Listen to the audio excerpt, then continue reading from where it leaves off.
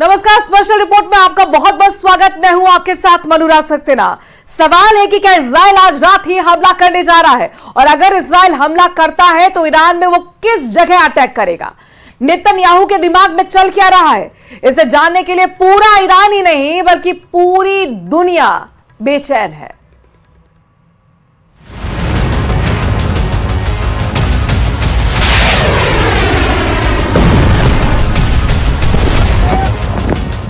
Iran की एक एक मिसाइल का बदला लेना चाहते हैं नेतन्याहू।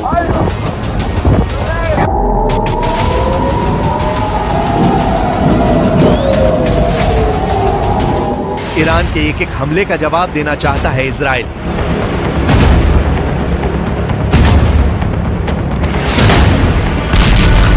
ईरान के मिसाइल अटैक ने इजराइल के आक्रामक छवि वाले रौब को तार-तार कर दिया है। यही वजह है कि अब इजराइल हमले के लिए बेकरार है।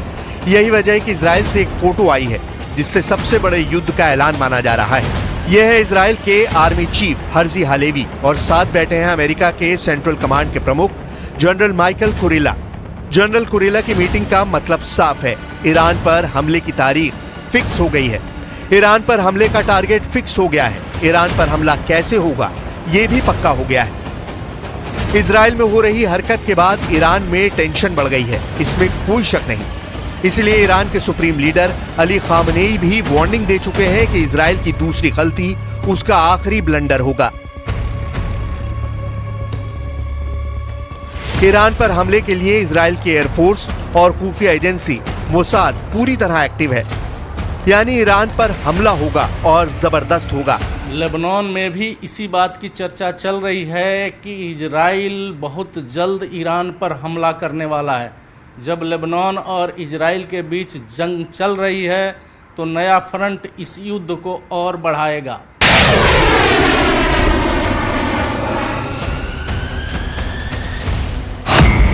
पहला सवाल है कि ईरान पर इजराइल कब हमला करेगा। यह हमला दिन में होगा या फिर रात में किया जाएगा। दूसरा सवाल है कि इजराइल ईरान पर कहां हमला करेगा। तीसरा सवाल है कि इजराइल के टारगेट पर कौन कौन है।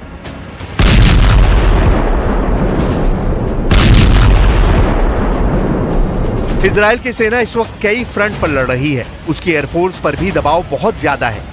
ईरान के मिसाइल अटैक के बाद इजराइल को फैसला करना है कि उसका जवाबी हमला किस लेवल पर किया जाएगा, किस तरह के टारगेट वो चुनेगा। मुमकिन है कि अब तक सब टारगेट फाइनल भी कर लिए गए हों।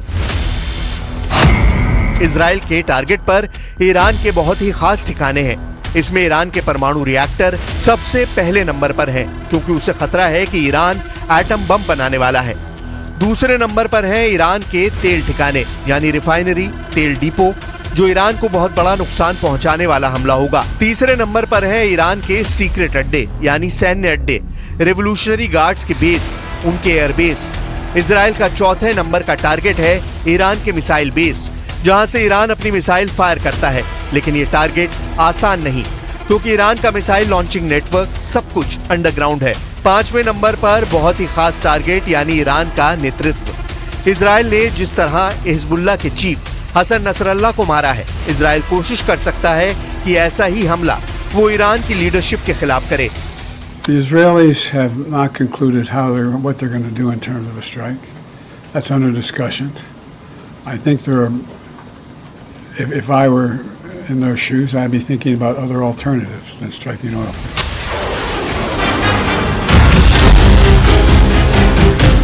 इजराइल किस हथियार का इस्तेमाल करेगा? क्या यह हवाई हमला होगा या फिर ऐसा खुफिया ऑपरेशन जिसे मोसाद अंजाम देगा?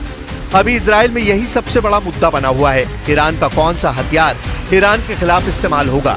इस वक्त ईरान के लिए ये डिकोड करना सबसे बड़ा चैलेंज बन चुका है। और जब ईरान पर हमले की बात है तो ऐसे में इजराइल की फोर्स से मिलने के लिए जो बाइडेन के कमांडर का तेल अवीव आना अपने आप में बड़ा मैसेज है। अमेरिका के जनरल और इजराइल के जनरल दोनों की मीटिंग साबित करती है कि इजराइल और अमेरिका अब बहुत तालमेल के साथ लड़ रहे हैं, और उनका इस तरह साथ आना युद्ध के दायरे को बढ़ा देगा। इजराइल के आर्मी चीफ से मिलकर अमेरिका के सेंट्रल कमांड के प्रमुख जनरल माइकल कुरिला ने जो फैसले किए हैं, उसे ईरान में बड़ी साजिश के तौर पर देखा जा रहा है। ईरान का दावा है कि गाजा से लेकर लेबनान तक अमेरिका इजराइल के साथ मिला हुआ है। ईरान का दावा है कि अगर अमेरिका ने इजराइल के हमले में मदद की तो वो खाड़ी में उसके ठिकानों पर मिसाइलों की बरसात कर देगा। में युद्ध की चिंगारी पूरी तरह भड़क चुकी है। इजराइल के खिलाफ इस्लामिक देश मोर्चाबंदी कर रहे हैं। इधर इजराइल भी अमेरिका और पश्चिमी देशों को एकजुट करने में जुटा है। ऐसे में अगर ये जंग ईरान तक पहुंची तो यकीन जानिए ये महायुद्ध में तब्दील हो जाएगा। इसलिए ये ऐसे युद्ध की चिंगारी है जो पूरी दुनिया को जला सकती है। ये बात पुतिन भी जानते हैं और बाइडेन भी।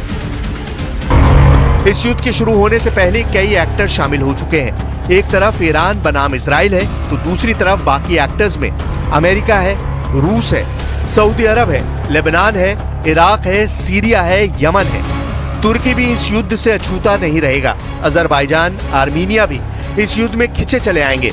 युद्ध शुरू हुआ तो नेटो को भी एक्शन में आना पड़ेगा और चीन को कौन नजरअंदाज कर सकता है। लेकिन युद्ध को काबू करने के बजाय इस वक्त ईरान और इजराइल में ऐसी मीटिंग हो रही है जो सिर्फ और सिर्फ युद्ध को और तेज करेगी। पेंटागन से लेकर इजराइल के वॉर रूम तक घंटों मीटिंग हुई है और अब भी चल रही है। तेहरान को जवाब देने के लिए क्या अमेरिका भी इतने ही प्रेशर में है जितना इजराइल है, ये बड़ा सवाल है। तो चलिए इसका जवाब भी आपको दिखा देते हैं। एक तरफ नेतन्याहू बम गिराने वाले हैं और दूसरी तरफ बाइडेन बारात में जा रहे हैं। नेतन्याहू के टारगेट पर गजा है, बेरूत है, ईरान है और बाइडेन व्हाइट हाउस के स्टाफ की शादी में है और बाइडेन अब पार्टी मोड में आ चुके हैं। ये बारूद वर्सेस बारात वाली तस्वीर है जिसे पूरी दुनिया देख रही है।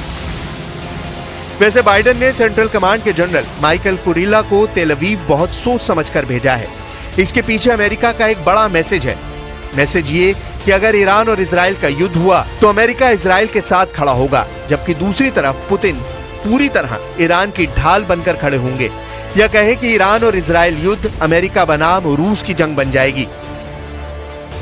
खबर यह भी है कि ईरान को रूस से S-400 एयर डिफेंस सिस्टम मिल चुके हैं। सवाल है कि क्या ये खास इजराइल को रोकने के लिए सप्लाई किए गए हैं। रूस की तरह ईरान भी दुनिया में एक मल्टीपोलर यानी बहुध्रुवीय सिस्टम चाहता है, यानी अमेरिका की दादागिरी नहीं चलेगी। ये रूस और ईरान दोनों बताना चाहते हैं। तेहरान में हमास प्रमुख इस्माइल हानिया और लेबनान में हिजबुल्लाह चीफ हसन नसरुल्लाह की हत्या के बाद पुतिन ने अपने सबसे शीर्ष प्रतिनिधि ईरान भेज चुके हैं। ये नेतन्याहू को भी बड़ा पैगाम है और बाइडेन को भी बहुत खतरनाक मैसेज है। इजराइल अब कैसे वार करेगा और ईरान फिर कैसे जवाब देगा। इस दशक में दुनिया के लिए सबसे खतरनाक वक्त आ चुका है। 2022 रूस ने यूक्रेन पर हमला करके पूरे यूरोप को डरा दिया, अमेरिका तक घबरा गया। 2023 हमास ने इजराइल पर हमला करके पश्चिम एशिया का सबसे खतरनाक युद्ध छेड़ दिया।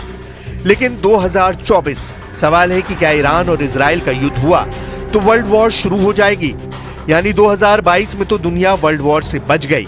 2023 में भी गजा युद्ध के बाद विश्व युद्ध नहीं हुआ। ऐसे में क्या 2024 सभी जंगों का बॉइलिंग पॉइंट बनेगा और ईरान इजराइल युद्ध के साथ विश्व युद्ध भी शुरू हो जाएगा। مشورت‌های خیلی خوبی بین ما صورت گرفت. ابتکاراتی الان وجود داره توسط برخی از کشورهای منطقه و برخی از کشورهای فرامنطقه.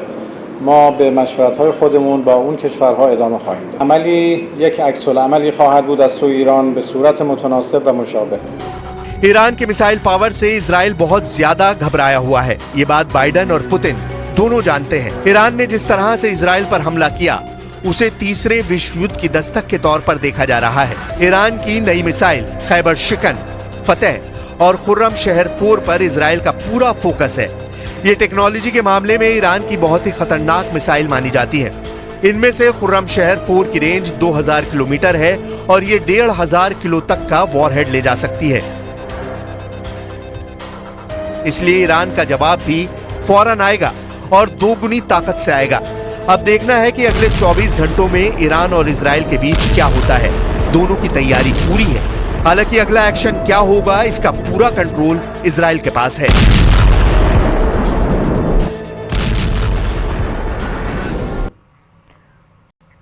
इजराइल गाजा और दक्षिण लेबनान के अलावा बेरूत तक लगातार हमले कर रहा है। इजराइल के हमले के जवाब में हिजबुल्लाह ने ड्रोन से मिसाइल दागी है। लेकिन युद्ध में इजराइल का बड़ा झटका नेटो के 3 देशों ने उसे दिया है।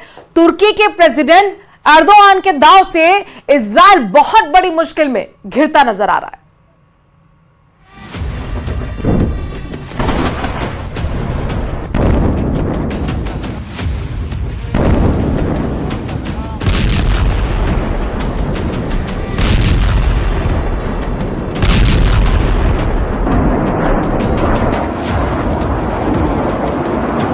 I have a message for the tyrants of Tehran. If you strike us, we will strike you. There is no place in Iran that the long arm of Israel cannot reach, and that's true of the entire Middle East. مزرعه او رو ویران کرده، زندگی او رو تباه کرده، بیسته. And some other Western leaders are now calling for an arms embargo against Israel. Shame on them.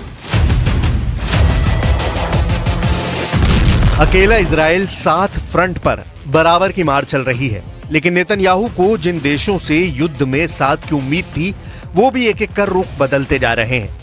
Netanyahu का ये गुस्सा, ये झुंझलाहट यूं ही नहीं। Yet President Macron and some other Western leaders are now calling for an arms embargo against Israel. Shame on them. Is Iran imposing an arms embargo on Hezbollah, on the Houthis, on Hamas, and on its other proxies? Of course not. France ने Israel को हथियार supply तक ठप कर दी है। युद्ध में साथ देने की बात तो दूर है, जिसके बाद नेतन्याहू फ्रांस पर फट पड़े हैं।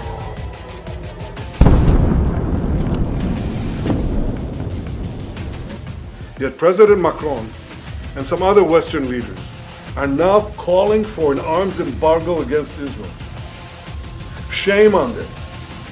Is Iran imposing an arms embargo on Hezbollah, on the Houthis, on Hamas, and on its other proxies? Of course not. Macron को खरी खोटी सुनाने भर पर बात खत्म नहीं हुई है। ब्रिटेन ने सिग्नल दिए हैं कि इजराइल का साथ देने की ताकत फिलहाल उसमें नहीं। ब्रिटिश पीएम कीर स्टारमर ने इजराइल से संयम की अपील की है। साथ ही ये भी क्लियर किया कि ब्रिटेन को गजा युद्ध से नुकसान हुआ है, यानी नेटो के 3 ताकतवर देश इजराइल से दूरी बनाते दिख रहे हैं। इसमें पहला देश है तुर्की, जिसने पहले ही इजराइल के खिलाफ मोर्चा खोल रखा है। दूसरा फ्रांस, जिसने इजराइल के हथियार सप्लाई रोककर नेतन्याहू को सेटबैक दिया है। तीसरा ब्रिटेन, जो ईरान इजराइल युद्ध से दूरी बनाने की दुहाई दे रहा है। नेटो फोर्सेस के 32 देशों में ये 3 देश ऐसे हैं जिनकी सैन्य क्षमता सिर्फ अमेरिका से कम आंकी जा सकती है। इन जैसे कई और देश हैं जो इजराइल के लिए अपना नुकसान नहीं झेलने का बहाना बना सकते हैं। तो क्या सिर्फ अमेरिका ही इजराइल को बचाने आएगा? इजराइल और अमेरिका मिलकर क्या अरब लीग के 22 देशों से युद्ध जीत पाएंगे?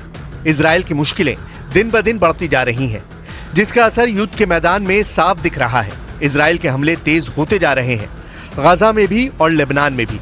हिजबुल्लाह 2 मिसाइलें मारता है, बदले में इजराइल 200 धमाके कर रहा है।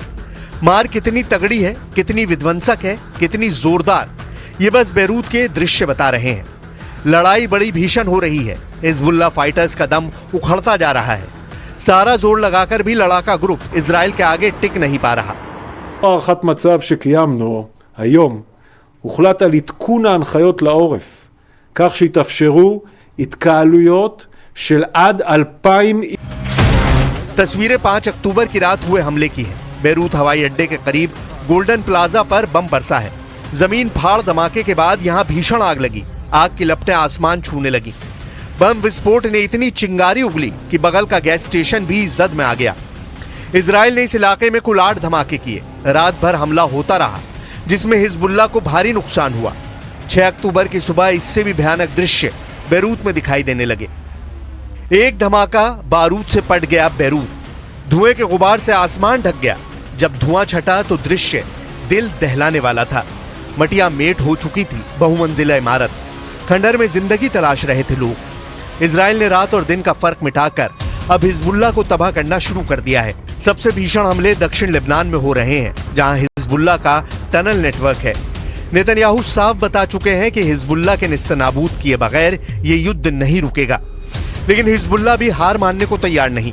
ईरान ने नए हिजबुल्लाह चीफ का नाम भी फाइनल कर लिया है। बताया जा रहा है कि नया हिजबुल्लाह चीफ खामेनेई का खासम खास होगा। हिजबुल्लाह के नए चीफ का नाम इब्राहिम अमीन अल सैयद बताया जा रहा है। इब्राहिम ने 1985 में हिजबुल्लाह के घोषणा पत्र, जिसे ओपन लेटर कहा गया, उसको सार्वजनिक किया था। इब्राहिम अमीन 1992 और 1996 में हिजबुल्लाह के loyalty to the resistance bloc के तहत लेबनान की संसद के लिए चुने गए थे। साल 2001 में हिजबुल्लाह की शूरा काउंसिल में चुने जाने के बाद इब्राहिम हिजबुल्लाह की पॉलिटिकल विंग के हेड हैं। इब्राहिम लेबनान की राजनीति में बड़ा नाम है, सभी पार्टियों में उनकी कद्र की जाती है, लेकिन इब्राहिम को हिजबुल्लाह चीफ की गद्दी दिलवाने में जो सबसे अहम बात है वो ये कि उन्हें खामनेई का खास माना जाता है। इब्राहिम अमीन हिजबुल्लाह और ईरान के बीच कूटनीतिक संबंधों को मजबूत करने वाले लीडर बताए जाते हैं। कई मीडिया रिपोर्ट्स के मुताबिक इब्राहिम ईरान के ज्यादातर राजनयिकों से सीधे संपर्क में रहते हैं। हिजबुल्लाह की रणनीति तैयार करने में इब्राहिम अमीन का अहम रोल रहता है। लेबनान और ईरान के रिश्तों की अहम कड़ी इब्राहिम आयतुल्लाह खामनेई के करीबी बताए जाते हैं। नए हिजबुल्लाह चीफ के तौर पर जिन इब्राहिम अमीन का नाम सामने आया है, उनका बैकग्राउंड इजराइल को डराने वाला है। इब्राहिम अमीन अल सैयद लेबनान के बेका के हाउचल नबी गांव के रहने वाले हैं। साल 1981 में बेरूत की लेबनानी यूनिवर्सिटी से केमिस्ट्री में ग्रेजुएट अमीन विदेश में भी पढ़ाई कर चुके हैं। इब्राहिम ने 1984 में फ्रांस के स्ट्रासबर्ग यूनिवर्सिटी से मास्टर्स की डिग्री ली। साल 1987 में उन्होंने ऑर्लियंस यूनिवर्सिटी से केमिस्ट्री और फिजिक्स में पीएचडी भी की। मॉडर्न एजुकेशन के साथ मदरसे से मजहबी तालीम लेने वाले इब्राहिम अमीन अमल आंदोलन से भी जुड़े रहे थे, लेकिन बाद में अमल पार्टी छोड़ हिजबुल्लाह की टॉप लीडरशिप में इब्राहिम शुमार हुए। शुक्रवार को इजराइल के हमले में इब्राहिम के भी मारे जाने की आशंका जताई गई थी, लेकिन वो जिंदा हैं, सही सलामत हैं। ऐसे में अब हिजबुल्लाह का टोटल कंट्रोल तय माना जा रहा है। इब्राहिम की लीडरशिप में हिजबुल्लाह फिर उठ खड़ा हुआ तो इजराइल को 2006 जैसी जंग से सामना होगा, जिसमें हिजबुल्लाह फाइटर्स ने इजराइल को धुन डाला था। हालांकि इस बार इजराइल तब तक नहीं रुकेगा जब तक उसके सभी दुश्मनों का सफाया नहीं होता। नेतन्याहू ने 7 फ्रंट और 7 दुश्मनों के सफाये की कसम एक बार फिर से दोहराई है। נגדנו, גם באופן ישיר וגם באמצעות השליחים שלה. ולכן ישראל פועלת נגד איראן והשליחים שלה, גם בהגנה וגם בהתקפה. אנחנו נדע להגן על עצמנו, ואנחנו נפעל לפי העיקרון הפשוט שמי שפוגע בנו או מתכנן לפגוע בנו, אנחנו נפגע. नेतन्याहू ने जितना जोर लेबनान में लगा रखा है उससे कहीं ज्यादा पावर गाजा में झोंक रखी है, क्योंकि इजराइल का सबसे बड़ा विलन अब भी सही सलामत सुरंग में छिपा बैठा है। Hamas chief Yahya Sinwar Lebanon front पर युद्ध छिड़ने से मजबूत भी होने लगा है, जिसे देखते हुए नेतन्याहू ने गाजा में ग्राउंड ऑपरेशन में तेजी लाने के ऑर्डर दिए हैं। गजा के जबालिया में इजराइल डिफेंस फोर्स की 3 डिवीजन ग्राउंड ऑपरेशन में उतर गई हैं। आईडीएफ की 162वीं, 401वीं और 460वीं बख्तरबंद ब्रिगेड ने हमास की सुरंग में सर्च ऑपरेशन चला रखा है। जबालिया में नेतन्याहू आर्मी ने हमास के दर्जनों अड्डे और हथियार डिपो बर्बाद किए हैं, मगर अब भी याहिया सिनवार इजराइल के हत्थे नहीं चढ़ा है। इजराइल जानता है कि हमास चीफ के जिंदा रहते ये युद्ध खत्म नहीं होने वाला। सिनवार के सफाये के साथ हमास और ईरान को भी इजराइल सबक सिखाकर ही शांत बैठने वाला है।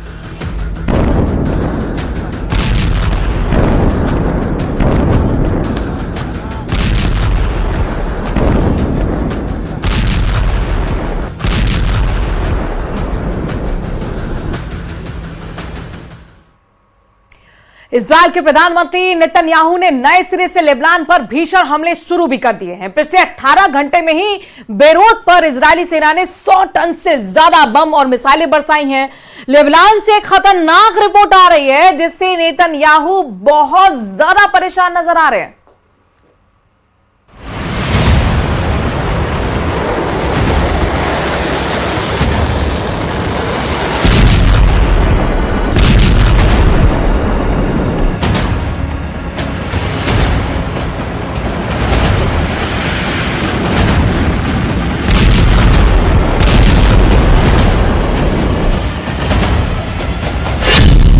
बेरूत में भीषण धमाके, मारे हिजबुल्लाह के 30 कमांडर।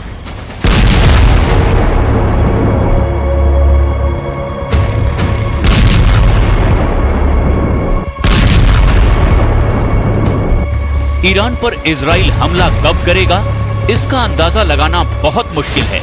लेकिन इस वक्त दक्षिणी लेबनान में जिस तरह से हिजबुल्लाह के लड़ाकों पर इजरायली वायुसेना भीषण हमले कर रही है, उससे साफ हो चुका है कि इजराइल चाहता है कि जिस वक्त वो ईरान पर बड़ा हमला करे, उस वक्त हिजबुल्लाह की तरफ से इजराइल पर बड़े हमले ना हो पाएं। और इसीलिए इजरायली वायुसेना और पैदल सेना दक्षिणी लेबनान के गांवों से लेकर के शहरों पर जबरदस्त हमले कर रही है।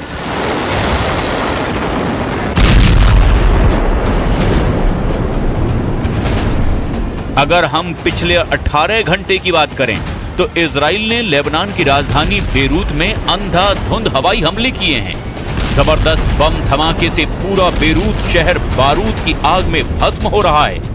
इजराइल के हमलों से ये बिल्कुल साफ हो चुका है कि हिजबुल्लाह को जबरदस्त नुकसान हो रहा है। इजरायली वायुसेना ने F-35 और F-15 जेट से रात भर बेरूत और उसके आसपास बड़े हमले किए हैं। बेरूत के दक्षिणी उपनगर दहिया में सबसे ज्यादा हवाई हमले इजरायली वायुसेना ने किए हैं। खबर के मुताबिक सुबह 3 बजे तक इजराइल ने दहिया में 9 बड़े एयर स्ट्राइक किए और इस हवाई हमले में हिजबुल्लाह को भारी नुकसान भी हुआ है। दावा तो यहां तक किया गया कि महज 6 मिनट के भीतर ही बेरूत और आसपास के इलाकों पर आईडीएफ के लड़ाकू विमानों ने 20 से ज्यादा हवाई हमले किए हैं। कुछ दावों के मुताबिक महज 30 मिनट के अंदर ही इजरायली वायुसेना ने 100 टन से भी ज्यादा बम और मिसाइलें बेरूत और आसपास के इलाकों पर दागी हैं। इसके अलावा इजराइल ने हिजबुल्लाह की हथियार सप्लाई लाइन को काटने के लिए सीरिया से लगती लेबनान की सीमा पर बहुत बड़ी एयर स्ट्राइक की है, जिसमें हिजबुल्लाह और सीरिया के लड़ाकों को जबरदस्त नुकसान होने की खबर है।